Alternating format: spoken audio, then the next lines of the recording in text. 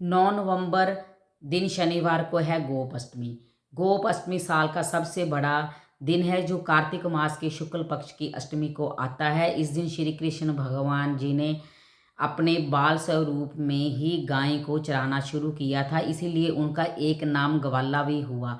तो गायें उनको बहुत ज़्यादा प्रिय है। अगर हम गाय माता की सेवा करते हैं, उनको रोटी खिलाते हैं, हरा चारा खिलाते हैं, उनकी सेवा पूजा करते हैं, तो ऐसा माना जाता है कि श्री कृष्ण भगवान उस पर बहुत कृपा करते हैं, उस इंसान को किसी चीज़ की कोई कमी नहीं रहती। तो आज मैं आपको बताने जा रही हूँ गाय माता की गोप अष्टमी के दिन हमें पूजा कैसे करनी है, और वहाँ से हमें एक चीज़ उठाकर अपने घर लेकर आनी है, जिससे कि हमारे घर में हमें लक्ष्मी की कभी कमी ना रहे, हमारा घर धन धान से भरा रहे, हमारे घर के जो बच्चे हैं वो सीधे रास्ते पर चले, उनकी बुद्धि ठीक रहे, वो आपकी बात माने, जिद को छोड़ दें, घर में क्लेश अगर है तो वो दूर हो जाए। ऐसा मैं आपको बताने जा रही हूँ।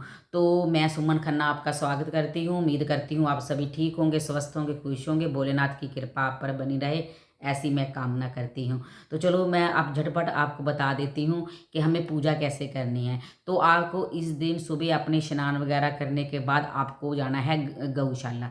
गौशाला आप सब जगह होती है, अगर मिल जाए तो बहुत अच्छी बात है, नहीं तो बाहर आपको कहीं भी गाय मिले तो आप उसकी पूजा कर लीजिए। और अगर आप गौशाला जा रहे हैं तो वहाँ पर आपको बछड़े वाली गाय की पूजा कर लें, तो ये सोने पे सुहागे वाली बात होगी।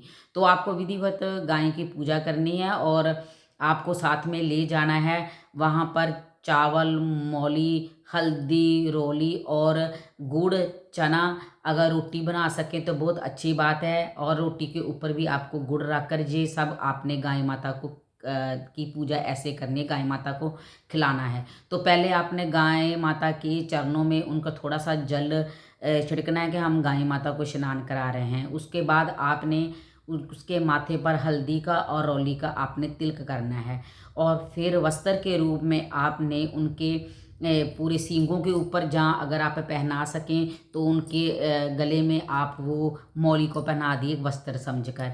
और उनके उसके बाद आप उनको चावल वगैरह से आप उनका चावल फूल हों उनकी पूजा कर लीजिए, और बाद में आप उनको खिला दीजिए गुड़ और चना। अगर रोटी बना कर ले गए हैं तो उसके ऊपर आप गुड़ रख कर ज़रूर खिलाइए। गुड़, चना और रोटी के ऊपर गुड़ रख के खिलाना, आपकी किस्मत बदल जाएगी। और अगर ये रोटी आप गाय के मुख में देते हैं और वो फुंकार मार देती है आगे, तो आपके जीवन के सारे दुख क्लेश दूर हो जाएंगे। इतना प्रभाव है गौ माता की सेवा पूजा करने का।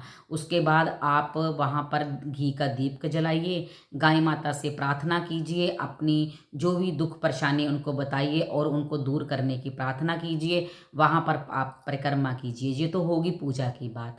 उसके बाद आपने जहाँ पर वो गौ की आपने पूजा की और गौ माता खड़ी हुई है, वहाँ से आपने उसके खुर के नीचे की आपने मिट्टी उठाकर ले आनी है अपने घर पर।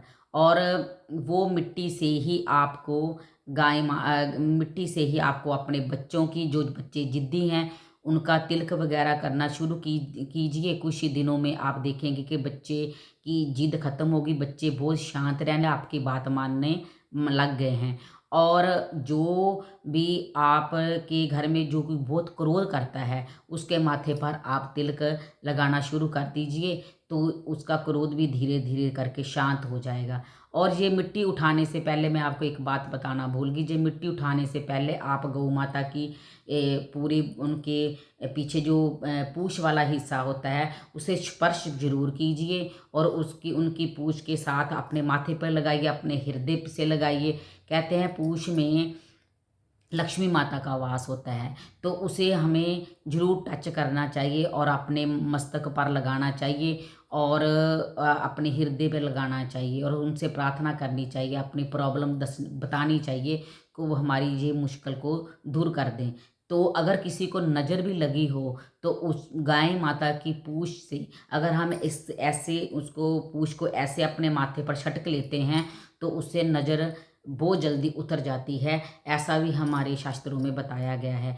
तो अगर आपको ये वीडियो अच्छी लगी हो तो आप वीडियो को लाइक और चैनल को सब्सक्राइब कीजिए, और ऐसी ही एक वीडियो के साथ मैं मिलती हूँ। तब तक के लिए हर हर महादेव, जय भोलेनाथ।